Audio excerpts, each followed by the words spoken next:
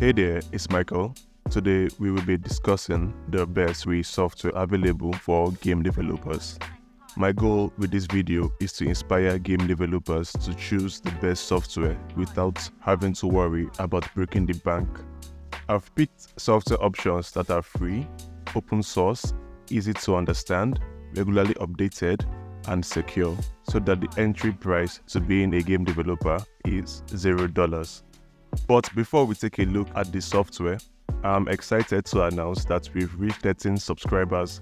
That's a whole big announcement. Thank you for being a part of the Weird Indie Games community. I appreciate your support. Your likes, comments, and subscriptions have been the yeast to our growth. From the bottom of my pixel heart, thank you. Now let's get started with today's video. As we all know, a game comprises many elements and assets, from cool graphics and 3D models to music and sound effects. With that in mind, this video is broken down into 6 segments. We will explore the best desktop OS for game development, the best free 2D art software, the best free 3D art software, the best free DAW for video game music, the best free software for sound editing and recording, and finally, the best free game engine. To avoid bloating the video, I will mention my picks in each segment, stating why I picked them, the pros of using the software, and of course, the cons. Let's begin by asking the question, what desktop OS is the best for game development? Well, if you go by my criteria mentioned earlier, it should be free, open source, easy to use, regularly updated and secure, and apply it here. The best free OS for game development would be Linux, because Linux ticks all those boxes. But realistically speaking, most of you watching would most likely have a computer running Windows or Mac OS, and Linux is by no means the perfect operating system. Comparing operating systems is beyond the scope of this video, but ultimately it doesn't matter because all the software mentioned in this video would be able to run on Windows, Mac, and Linux. Out of curiosity, I would love to know the desktop operating system you use. You can write it down in the comments below. So let's dive into the colorful world of 2D art. 2D art and sprites are essential parts of game development, whether you are making a 2D game or a 3D game. For raster graphics and general arts, I would stick with Krita. It's a cool alternative to an app like Photoshop, which is very pricey. You can use Krita to manipulate images, open vector images, open Photoshop files, animate, and much more. What stands out for me with Krita is its popularity, its feature richness with brush customization and layer management, its open source nature, and its native Linux support, unlike Photoshop and Adobe's software in general. It's free and feature rich. It can be used for animation, regular updates and buzzing community, and it has native Linux support. It can also export to a variety of image file types. It can save files in the Photoshop file extension. It is not the best for vector arts, and it might have a slight learning curve, but it's super easy to use when you have the hang of it. Now let's say you want to create pixel art. While Krita can be used for pixel art, why not use software specifically designed for it? Allow me to introduce LibreSprite. Have you heard of Asprite? It was previously named Allegro Sprite Editor and was free and open source. However, it became proprietary in 2016. The reason I mention Asprite is that LibreSprite is a fork of Asprite. Think of it as the brother of Asprite who chose to remain free and open source in keeping with their father's wish, and that's why I love it. It is free and open source. It is suitable for your pixel art needs. It can be used for creating animations. It may lack some features present in Asprite, but it's nothing too significant. Side note, I am not saying that Asprite is the evil, greedy brother. It is priced at $20 for a lifetime license, which I can respect. In my opinion, subscription-based licensing for non-cloud-based software is just greedy. Getting the license would mean you get all the latest features added by the Aseprite team, and you also get to support the developer. However, if you don't have the money, you're not really missing out on anything by using LibreSprite. Okay, let's move on to something more advanced, shall we? Let's delve into the world of 3D. And if you know anything about 3D modeling, you know that the obvious choice here is Blender. Whether you're checking out other free 3D rendering software or the ones that come with a hefty price tag, Blender doesn't disappoint. It's versatile and can handle 2D animations. It can also be used as a video editor. This software is a beast, feature-rich, powerful, free and open source. And that's not all. Blender is now a staple. It's not just about creating 3D models, it's about bringing them to life with its animation capabilities. Plus, the Blender community is like a 3D encyclopedia and regular updates keep it cutting edge. It's versatile. It's a 3D rendering engine, a 2D rendering engine, an animation studio, and a video editor. It is regularly updated. It has a massive community with a lot of tutorials. If you've ever made your first 3D donuts, you will understand what I mean. It's feature rich, and let's not forget, it's free and open source. Well, it has a steep learning curve, but it's definitely worth it. The extensive features present in Blender can be overwhelming for a newcomer. However, let's say you want to make voxel art, like the simple art style in games like Minecraft, and you don't want to dive into the Blender ocean. In that case, we should use Magical Voxel. Voxel art is basically pixel art but in 3D. You can even use Magical Voxel to make pixel art. Magical Voxel is free, open source, and easy to use. It's available for Windows and Mac users, but unfortunately, there is no official Linux build. Luckily, it runs seamlessly on Linux, thanks to Wine.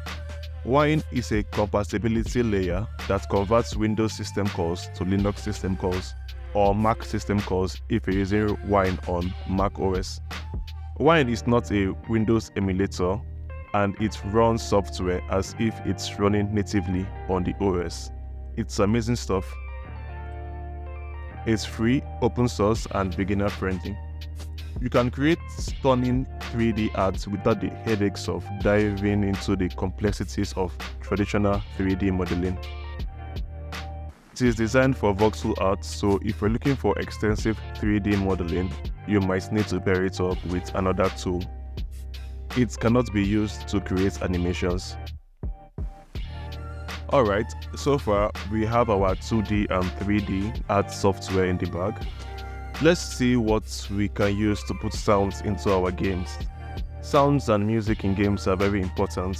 It helps immerse players, and if you have played games without sounds, you would know what I mean. Music composers generally use DAWs to make music. DAW is an acronym for Digital Audio Workstation. The DAW I would recommend is LMMS, which is the Linux Multimedia Studio. Wow, this video will make me sound like a Linux fanboy. Now, don't let the name fool you. It's not just for Linux users. It's a powerful, free, and easy to use DAW that packs a punch. And yes, it's available on Windows and Mac too. While some other DAWs might cost you an arm and a leg, LMMS keeps your limb intact and your wallet happy. It's often compared to FL Studio, but without the hefty price tag. I love it because it's designed with simplicity in mind. It's perfect for those starting their musical journey. Plus, being a Linux user, having a powerful DAW native to my OS is like hitting the jackpot. Like Blender, it's basically a free premium software. It supports a lot of add-ons. It has a simple and clean interface. It is perfect for beginners. It can be used to make sound effects like explosions and footsteps. It might not have every single feature of its premium counterparts, but it sure comes very close. Audacity. That is the software that comes to mind when talking about sound editing and recording. At this point, it's become a classic. It's been a staple companion for many audio enthusiasts. For me, it's about stability, ease of use, and the fact that it's open source, which adds that layer of security. Audacity is my go-to for sound editing and recording. It's almost like the Swiss Army knife of audio tools. Whether you're cutting, splicing, generating, or recording, Audacity got your back. It is user-friendly. Well, it may not have the flashy features of some premium software, but for most of us, it gets the job done. We've covered the visual and auditory aspects of game development, and now it's time to tie it all together. In this segment, we are venturing into the heart of game creation, the engines, specifically the best free game engine. Now, let me introduce you to my game changer, the Godot game engine. In case you didn't know, I'm a huge fan of the engine. Once upon a time, I started my game development journey with Unity on Windows. It was a struggle, long loading times, corrupted files, and then my computer crashing, not once, not twice, but 4 times. That's when I decided to make a switch. Not just in operating systems, but in game engines too. And that's where Godot came into the picture. Godot won me over with its use of GDScript, a language close to my heart because it's similar to Python, which I was learning at the time. The transition was smooth, and Godot's performance on my system was a breath of fresh air. No more long loading times, no more corrupted files, just smooth sailing through game development. The regular updates keep Godot at the forefront of game development technology. It's not just a tool, it's a living, breathing ecosystem because Godot users get to decide what should and shouldn't be in the engine. It's free forever. It's a community-driven project and it's open source. It runs smoothly on low-end potato PCs like mine. It uses an innovative node system. Its scripting language is very easy to use and learn. It is capable of making both 2D and 3D games. Well, it doesn't have as many assets and tutorials as Unity. Well, in this video, we have explored the best free tools for game development. We started by discovering 2D art tools such as Krita and LibreSprite, and then we moved on to explore the immersive world of 3D using Blender and Magical Voxel. We also found LMMS to compose melodies and Audacity to fine-tune our audio. Finally, we navigated through various game engines and found Godot to be our ideal choice. Now it's time to hear from you. What tools do you use for game development? Do you have any hidden gems or suggestions that we haven't uncovered yet? Please share your thoughts and experiences in the comments section below. Don't forget to subscribe, like, and share. Let's build this community together. We have more pixels to paint, more code to write, and more games to create. Keep creating, keep innovating, and most importantly, keep gaming. Wait. Don't click off yet. Listen, wait, stop, listen. If you're wondering why I have passion for gaming and game development, you can check out this video. I talk about it over here. Or you can check this video. Oh, and I have a surprise for you. If you stick around the channel, so subscribe and hit the bell icon so that you'll be notified when the surprise comes.